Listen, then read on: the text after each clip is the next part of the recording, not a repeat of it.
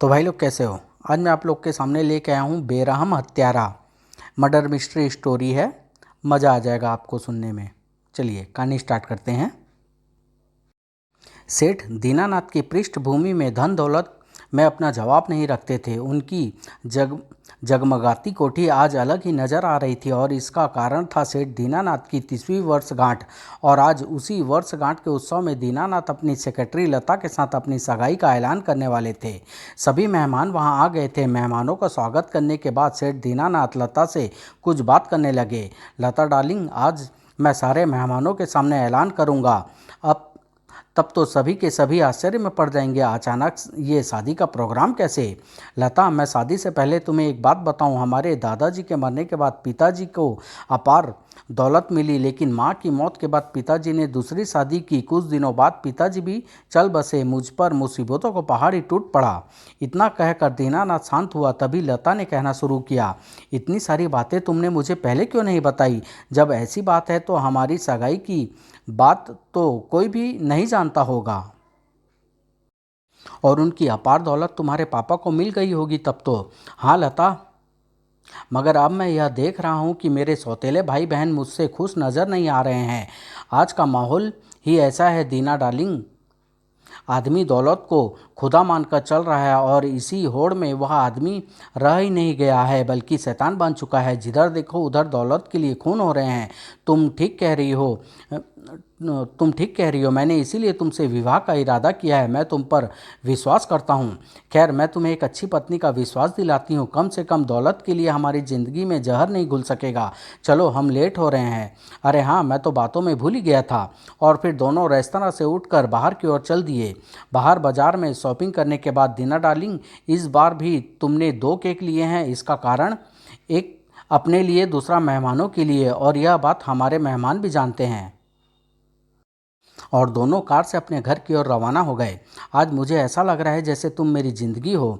लता मुस्कुराकर शौक निगाहों से उसे निहारने लगी। लगभग 1 घंटे के बाद दोनों बैठक के बड़े हॉल में मेहमानों के बीच खड़े थे। उनकी सामने की मेज पर केक रखा था। आसपास मेहमान और दीनानाथ की बूढ़ी माँ भी व्हील चेयर पर बैठी थी। सारे मेहमान आ जाने के बाद दीनानाथ की माँ ने कहा, बेटा दीनानाथ, लो केक काटो। तभी दीनानाथ का दोस्त प्रेम बोल पड़ा, मम्मी, दीनानाथ के साथ आपका स्नेह देखकर कोई कल्पना भी नहीं कर सकता कि आप उसकी सौतेली माँ हैं। तू तो उसका दोस्त है, मगर सगे बड़े भाई जैसा प्यार और सम्मान देता है उसे प्रेम। और दीनानाथ की यह महानता है कि मेरे बेटे विक्रम और बेटी रति को सगे भाई बहन से बढ़कर भी प्यार करता है। उनकी किसी भी इच्छा की उपेक्षा नहीं करता है। और फिर दीनानाथ चाकू से केक को काटने लगा। पूरा हॉल लोगों की तालियों और बधाइयों से गूंजने लगा। Happy birthday to you, happy birthday to you. तभी दीनानाथ की बूढ़ी माँ ने केक का एक पीस लेकर दीनानाथ की ओर बढ़ाते हुए कहा, ले बेटा, आज इस बूढ़ी माँ के हाथ से केक खा ले। मम्मी, पहले मेहमानों को तो केक खिलाइए ना।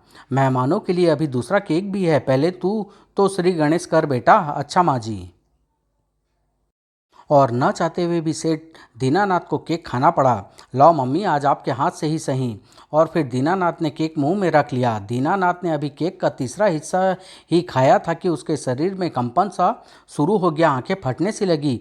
मुझे क्या हो रहा है? यह क्या? अरे! इससे पहले कि कोई कुछ समझ पाता, दीनानाथ कटे वृक्ष के समान गिर पड़ा।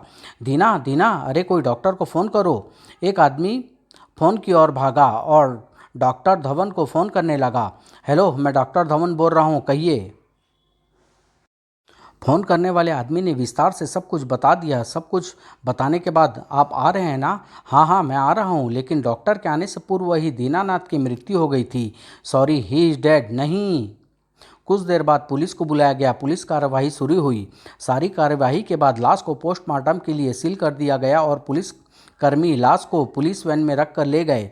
मिस लता, आप कुछ समय के लिए पुलिस स्टेशन आइए। मैं आपसे कुछ सवालात करना चाहूँगा। ठीक है इंस्पेक्टर।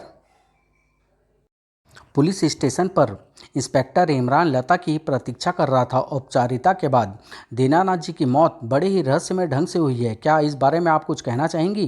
कातिल कातिल जो भी है उसका मकसद सिर्फ मेरी और दीनानाथ की शादी रोकना था। यानी कि पार्टी में दीनानाथ जी अपनी सगाई की घोषणा करना चाहते थे।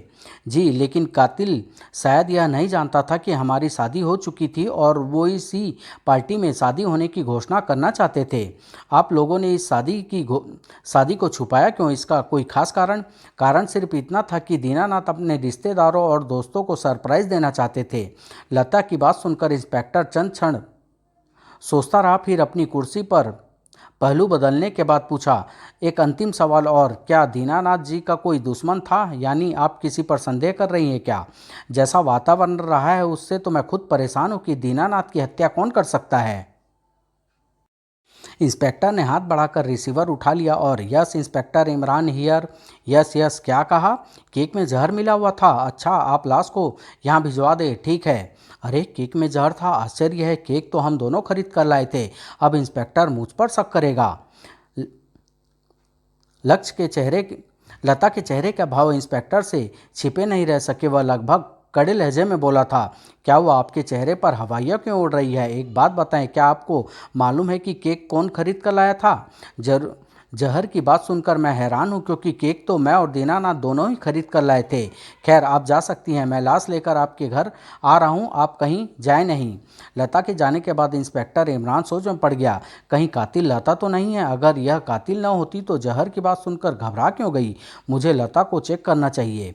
यह सोच इंस्पेक्टर सीधे अपने फ्लैट पर आया और वर्दी उतारकर हल्का मेकअप करके घर से बाहर निकल पड़ा।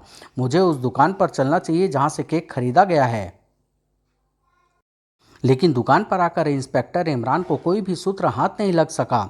वह निराश सा ही सीधा दीनानाथ की कोठी जा पहुंचा। आप यहाँ आइए। कहिए। मैं इंस्पेक्टर इमरान हूँ और इस समय मेकअप में हूँ। मैं जैसा कहूँ वैसा आप करने को तैयार हैं? बेशक, मैं चाहती हूँ कि उनका कातिल हर हाल में पकड़ा जाए। और फिर इंस्पेक्टर अपनी योजना लता को समझाने लगा। सब कुछ समझाने के बाद आप अपनी सास से यह कहे कि मैं आपका भाई हूँ और आज ही लखनऊ से आया हूँ। ठीक है, आइए। और फिर इंस्पेक्टर लता के साथ कोठी में आ गया और फिर थोड़ी देर बाद दोनों दीनानाथ की सौतेली माँ के सामने थे। माँ जी, यह मेरे भाई हैं पवन, आज ही लखनऊ से आए हैं। आओ बेटा, यहाँ तो सब खत्म हो चुका है। मेरी बहू शादी से पहले ही विधवा बन गई। जिसने भी यह पाप किया है भगवान उसे तिल तिल कर मारेगा। आप लोग चिंता मत करें, भगवान ने चाहा तो कातिल अवश्य ही पकड़ा जाएगा। आप मुझे अपना बेटा ही समझें। कुछ देर बाद, यह है वह मनहूस डिब्बा जिसने दीनानाथ की जान ली है। मेहमानों के लिए लाया केक दूसरे डिब्बे में था। उन्हें पुलिस सील करके ले गई थी। डिब्बे बड़े अजीब अवस्था में हैं। लाल डिब्बे पर पीला ढक्कन है और पीले डिब्बे पर लाल ढक्कन है। यहाँ के नौकर बड़े उल्टे सीधे काम करते हैं, उन्हीं की यह लापरवाही है। आइए, आपको रति और विक्रम से मिलवा दूं। और फिर दोनों बैठक से बाहर आ गए और दोनों जैसे ही बाहर आए, रति की माँ को दीवार की ओर व्हील चेयर पर चढ़ते देखकर चौंक पड़ा। इनकी नज़र कमज़ोर है, कहीं इन्होंने ही तो नहीं केक में जहर मिलाया है? डिब्बों के ढक्कन भी बदले हैं। अरे रुकिए माँ जी, वरना आप दीवार से टकरा जाएगी। कहता हुआ इंस्पेक्टर तेजी से उसकी ओर बढ़ा और उसे संभाल लिया। इंस्पेक्टर की आवाज़ सुनकर रति और विक्रम भी उसी कमरे में आ गए थे। धन्यवाद बेटा, दरअसल मेरी दोनों आँखों में इतना कम दिखता है कि मैं कोई भी चीज़ ठीक से पहचान नहीं पाती हूँ। मम्मी तुमसे हमेशा कहा है कि अकेली मत घुमा करो, परंतु आप मानती ही नहीं है। मगर ये कौन है? यह पवन है, मेरे भाई पवन। यह है मेरा प्यारा देवर विक्रम और मेरी सुंदर ननंद। सटअप, न तो मैं किसी के देवर हूँ और न ही रति किसी की ननंद। ऐसा नहीं बोलते विक्रम। ओह, और इससे पहले कि कोई कुछ बोलता दोनों वहाँ से चले गए। और जब लता अकेली कमरे में रह गई तब इंस्पेक्टर ने धीमे स्वर में फुसफुसा कर कहा, पोस्टमार्टम की रिपोर्ट में मौत एक ऐसी दवाई की भारी मात्रा खाने से हुई है जो ब्लड प्रेशर एकदम से कम कर देती है और दवा खाने वाले की हृदय गति बंद हो जाती है। वैसे भी दीनानाथ जी भी लो ब्लड प्रेशर के रोगी थे क्या? यानी इस तरह की दवा इस घर में खाई जाती है? कौन खाता है? मेरी सास जी, लेकिन वो कहती है कि यह दवा हाई ब्लड प्रेशर की है, जबकि मैंने पता किया था वह दवा लो ब्लड प्रेशर की है। ठीक है लता जी, मैं अभी जा रहा हूँ, फिर रात को आऊँगा। आप घर में यह कहें कि मैं किसी काम से गया हूँ। वहाँ से विदा लेकर इंस्पेक्टर सीधा अपने ऑफिस पहुंचा। अभी उसे कुछ देर ही बैठे हुए थे कि पास रखा फ़ोन बज उठा। Hello inspector Imran here. From Nationalganj police station. श्रीमान जी, मैं आपका शुभ चिंतक बोल रहा हूं और आपको यह चेतावनी दे रहा हूं कि तुम दीनानाथ मर्डर केस में रुचि मत दिखाओ, वरना तुम्हारे 1 साल के बेटे को गोली से उड़ा दिया जाएगा। और बात खत्म करते ही फ़ोन डेड हो गया। इंस्पेक्टर ने तुरंत एक्सचेंज से किए गए फ़ोन के बारे में जानकारी करनी चाहिए, परंतु वह कामयाब नहीं हो सका। ऐसा लगता है अपराधी ताकतवर है और एक बात यह उभर कर सामने आती है कि कातिल अकेला भी नहीं है, मुझे सतर्क रहना होगा। उसी समय उसने एसपी साहब से विचार विमर्श किया और जब वह अपनी ड्यूटी समाप्त करके अपने फ्लैट के लिए रवाना हुआ तो एक ट्रक उसके पीछे लग गया। इंस्पेक्टर इससे असावधान था। यही है ना राका अपना शिकार। हाँ, बॉस का आदेश है कि मौके पर काम बड़ी सफाई से करना है। एक मोड़ पर ट्रक ने बड़ी तेजी से इंस्पेक्टर को कुचल दिया और देखते ही देखते रफू चक्कर हो गया। इंस्पेक्टर की मौत ने पुलिस विभाग को चौंका दिया। एसपी के ऑफिस में एक आपात मीटिंग हुई। मुझे बेहद दुख है कि हमारा एक अफसर शहीद हो गया, मगर मैं आज ही यह केस सीआईडी को देने की सिफारिश करता हूं और आगे इस केस की तफ्तीश इंस्पेक्टर पांडे करेंगे। Right sir. एक सप्ताह बाद ही गृह मंत्रालय ने सीआईडी इंस्पेक्टर सुनील को इस केस का चार्ज दे दिया। सुनील सीधे इंस्पेक्टर पांडे के पास पहुंचा। यह मेरा परिचय पत्र है, मैं गृह मंत्रालय से आया हूं मिस्टर पांडे। आइए, आपका स्वागत है। क्या लेंगे, कॉफ़ी या चाय? हम सबसे पहले काम की बात पर आते हैं। मुझे दीनानाथ केस की फाइल चाहिए। इंस्पेक्टर पांडे ने एक फाइल सुनील को थमा दी। फाइल लेकर सुनील अपने फ्लैट पर आ गया और फाइल को अध्ययन करने लगा। अचानक एक रिपोर्ट पढ़कर वह चौंका। दीनानाथ मर्डर केस में दीनानाथ की सौतेली मां राधा देवी संदिग्ध व्यक्ति है, परंतु प्रमाण न मिलने के कारण उसे पुलिस हिरासत में न लिया जा सका। पूरा केस का अध्ययन करने के बाद यह सोच में पड़ गया। इंस्पेक्टर इमरान को फ़ोन पर धमकी दी गई, फिर उनकी दुर्घटना में मौत होना इस बात का संकेत है कि कातिल एक नहीं है। मुझे दीनानाथ के हर सदस्य को चेक करना होगा। और फिर सुनील तैयारी करके दीनानाथ के घर के पास आ गया। घर के सामने ही एक रेस्तरां था, वह वहीं जा बैठा। वह स्थान ठीक है, यहाँ से मैं बराबर गेट पर नज़र रख सकता हूँ। अभी उसने कॉफ़ी का प्याला ख़त्म ही किया था कि एक कार दीनानाथ के गेट पर आकर रुकी और एक लिफाफा लेटर बॉक्स में डालकर आगे बढ़ गई। आज रात 9 बजे होटल लवली के रूम नंबर 13 में मिलो। इबारत पढ़कर सुनील ने पत्र वहीं रख आगे बढ़ गया। सुनील ने अपनी घड़ी में समय देखा, 8 बज रहे थे और फिर उसने लवली होटल के लिए एक टैक्सी ले ली। लवली होटल चलो। लवली होटल के रिसेप्शन हॉल में एक सुंदर युवती बैठी थी। सुनील ने अपना कार्ड दिखाने के बाद कहा, मिस ज़रा यह बताइए कि 13 नंबर कमरे में कौन ठहरा हुआ है और कब से रह रहा है, कहाँ से आया है? मिस्टर कुमार लखनऊ से आए हैं और पिछले 1 सप्ताह से रह रहे हैं। और कोई सेवा? शुक्रिया। यह कमरा किस तरफ है, प्लीज़ ज़रा मुझे बताइए। फर्स्ट फ्लोर पर 3रा कमरा। कुछ देर बाद सुनील 13 नंबर कमरे के दरवाजे के सामने एक वेटर की ड्रेस पहने खड़ा था, जो उसने मैनेजर से हासिल की थी। इस कमरे से वेटर को बुलाने की घंटी बजाई गई थी। अब मुझ पर शक नहीं किया जा सकता। और वह द्वार खोलकर भीतर आ गया। Order please. अभी थोड़ी देर बाद मेरे कमरे में एक मेहमान आने वाला है, मैं उसके लिए कॉफ़ी मंगवाऊंगा। तुम उसमें नींद की दवा मिला देना, यह नींद की गोली है और तुम्हारा इनाम। सुनील रुपये और नींद की गोली ले नीचे कैंटीन में आ गया। वहाँ सिर्फ एक वेटर और था। अरे, क्या तुम नए भी भर्ती हुए हो? तुम्हें पहली बार देख रहा हूँ। हाँ, आज ही काम पर लगा हूँ, मैनेजर से जान पहचान है। सुनील समय गुजारने के लिए इधर उधर के कार्य करता रहा। फिर जब घंटी बजी तो उसने चौंक कर देखा रूम बोर्ड की ओर। 13 नंबर के नीचे लाल रोशनी थी। 13 नंबर के कमरे से घंटी बजाई गई है। यह साहब भी बड़ा अजीब है। वह नाराज़गी का अभिनय करता बाहर आ गया। कुछ देर बाद वह 13 नंबर कमरे में था। वहाँ एक लड़की को देखकर बुरी तरह से चौंका था, परंतु शीघ्र ही उसने खुद को संभाल लिया था। क्या लाऊं साहब? 2 कॉफ़ी और 2 पेस्ट्री। और शीघ्र ही वो ऑर्डर सर्व कर लाया, लेकिन उसने नींद की गोली कॉफ़ी में नहीं डाली थी। अब तुम जाओ, जब तक बुलाया ना जाए हमें डिस्टर्ब ना करना। बहुत अच्छा साहब। सुनील बाहर आकर दरवाजे के पास ही ठिठक गया और झिर्री से भीतर की आवाज़ सुनने की कोशिश करने लगा। तुमने एकाएक क्यों बुलाया कुमार? मम्मी बहुत नाराज़ हो रही थी। एक गड़बड़ हो गई है मिस रति डार्लिंग। सुना है कि पुलिस ने यह केस सीआईडी को सौंप दिया है और जिस आदमी को केस सौंपा गया है वह बड़ा ही चालाक और जहीन है। वह कभी फेल नहीं हुआ है। फिर क्या करें? तुमने तो मेरा जीना मुश्किल कर दिया है। मैंने सोचा है हम दिल्ली से लखनऊ भाग चलें, फिर मामला ठंडा हो जाएगा तो फिर यहाँ आ जाएंगे। अचानक मेरे गायब होने से पुलिस को भी शक हो सकता है, फिर हमारे सारे प्लान ही फेल होकर रह जाएंगे। अच्छा, मैं कल यह होटल छोड़ रहा हूँ और फिर एक सप्ताह बाद आऊँगा। मैं चाहता हूँ तुम आज की रात यहीं रहो। नहीं कुमार, यह नहीं हो सकता। हमारी शादी से पहले हम एक साथ नहीं रह सकते। देख देख लो रति डार्लिंग, यह मत भूलो मैं तुम्हारा होने वाला पति हूँ और तुम्हारे कई राज जानता हूँ। अगर मैं चाहूँ तो तुम्हें फांसी हो जाए। अब अब तुम सुबह ही जाओगी। तुम मुझे डरा रहे हो, मैं मर जाऊंगी, मुझे जाने दो। और फिर अंदर से जब रति के सुबकने की आवाज़ आने लगी तो सुनील सोच में पड़ गया। अगर मैं दखल देता हूँ तो मेरे हाथ सबूत नहीं लगेंगे। इससे चुप रहना ही ठीक है। यह लड़की आवारा है। यह सोच वह मैनेजर के पास आया। वर्दी उतार करके जब मैनेजर के कमरे से बाहर निकला तो अपनी पुरानी ड्रेस में था। मुझे सुबह रति को फ़ोन करना है। सुबह सुनील ने फाइल से दीनानाथ के घर का फ़ोन नंबर देखकर फ़ोन मिलाया। फ़ोन किसी लड़की ने ही उठाया। क्या रति जी बोल रही है? नहीं, मैं मिसेज लता हूँ। लता, आप होल्ड करें, मैं अभी उसे खबर करती हूँ। कुछ क्षणों बाद, हेलो, रति स्पीकिंग। मिस्टर मैं मिस्टर करमचंद बोल रहा हूँ। कल तुम लवली होटल के रूम नंबर 13 में रात को रुकी थी और उस रात मैंने तुम्हारे तमाम शर्मनाक फ़ोटो खींचे हैं। अगर तुम वो फ़ोटो चाहो तो 1 लाख रुपया लेकर नई दिल्ली रेलवे स्टेशन पर मिलो। क्या बकते हो? कौन हो तुम मुझे ब्लैकमेल करना चाहते हो?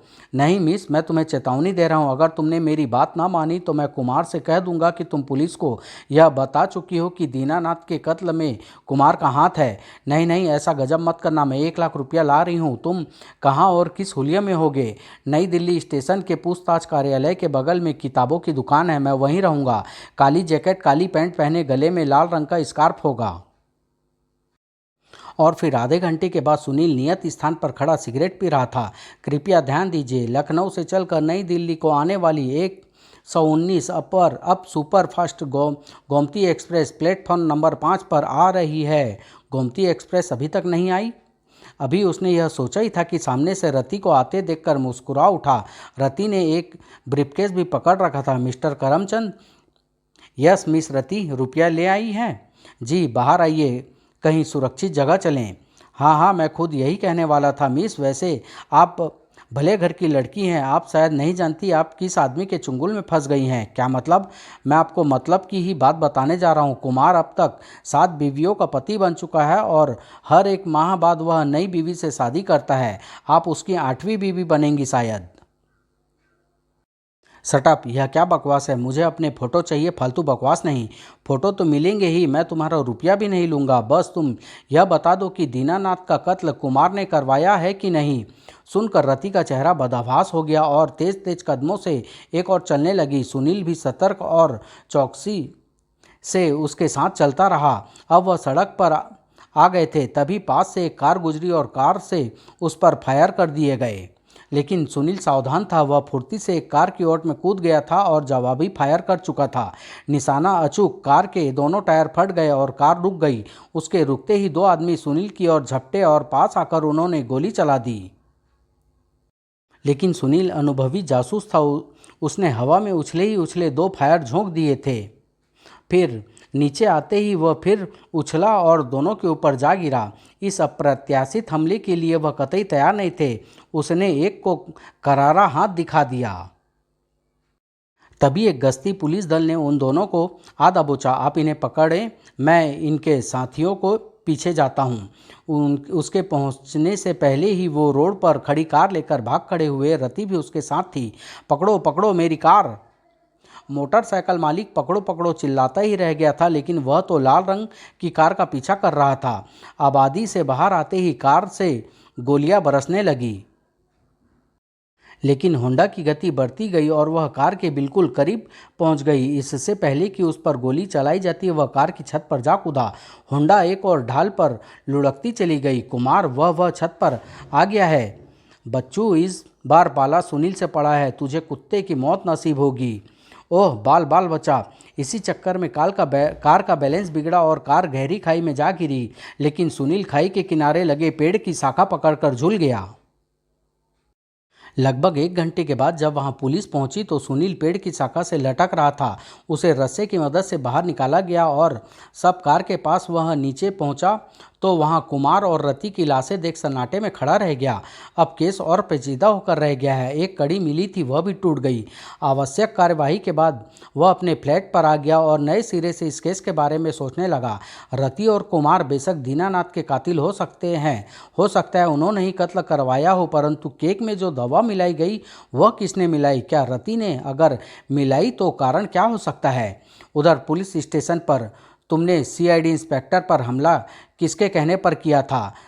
साहब, कुमार ने हमें 200 रुपये दिए थे। कुमार के बारे में और क्या जानते हो? सच सच बता दो तो मैं तुम्हारी सरकारी गवाह बना लूँगा और मामूली सज़ा के हकदार बनोगे। सच साहब, हम बच जाएंगे। हाँ, बच जाओगे, हम बच जाएंगे। और उसी रात सुनील दीनानाथ की कोठी में लता के कमरे के पास खड़ा कुछ सोच रहा था और अंदर लता भगवान की मूर्ति के आगे बैठी सुबक रही थी। तभी दरवाज़ा हल्का सा खुला और दस्ताना पहने एक हाथ रिवॉल्वर लेकर उभरा। दस्ताने वाले हाथ की उंगली ट्रैगर पर दबी और एक धमाका सा हुआ, लेकिन निशाना चुका। गोली पार से गुजर गई। गोली चलने की आवाज़ सुनील ने भी सुनी। वह तेजी से ऊपर की ओर भागा, परंतु गलियारे में मुड़ते ही वह किसी से टकरा गया। कौन है? मैं सुनील, सीआईडी इंस्पेक्टर। यह गोली किसने चलाई और किस पर चलाई है? मुझे बचा लो, कोई मुझे बचा लो, कोई। घबराए नहीं लता जी, अब मैं आ गया हूँ। आप कौन हैं? मैं सीआईडी का आदमी हूँ। अभी सुनील की बात खत्म ही हुई थी कि उसी क्षण किसी के गिरने की आवाज़ आई। कोई सीढ़ियों पर लुढ़का था। कौन है? बोलो वरना गोली मार दूंगा।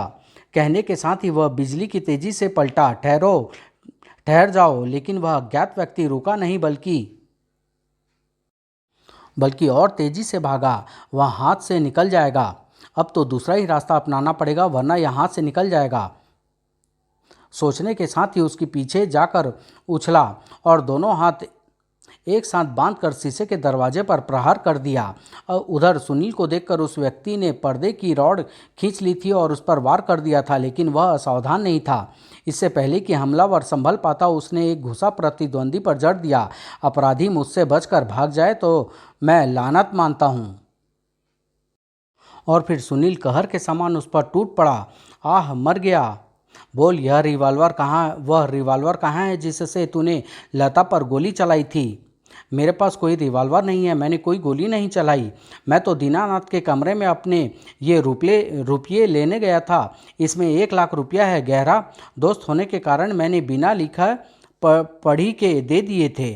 तिजोरी में रखे रुपये दीनानाथ मेरे लिए ही लाया था। उसकी मौत के बाद अब एक ही रास्ता था कि मैं वह रुपया चुपचाप निकाल लूँ। तिजोरी का कॉम्बिनेशन मुझे पता था, बस मैंने रुपये निकाले ही थे कि गोली चली। मैं घबरा कर भाग लिया और बदहवासी तथा घबराहट में सीढ़ियों पर मेरा पैर फिसला। और फिर बाकी तुम जानते ही हो। बेशक, और मैं यह भी जानता हूँ कि तुम सच बोल रहे हो, क्योंकि दीनानाथ का कातिल कोई और है।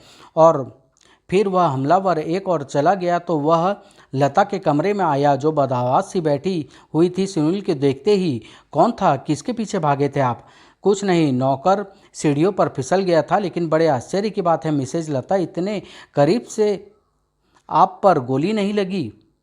मैं खुद हैरान हूँ। ऐसा लगता है जैसे रिवॉल्वर किसी बच्चे ने चलाई हो और उसके झटके से हाथ कांप गया हो। यानी कातिल अनाड़ी है जैसे विक्रम। लेकिन वह आपकी हाई ब्लड प्रेशर की दवा की शीशी कहाँ है? मेरी सास के पास। अब आप आराम करें, मैं कुछ ज़रूरी काम निपटा लूँ। Good night.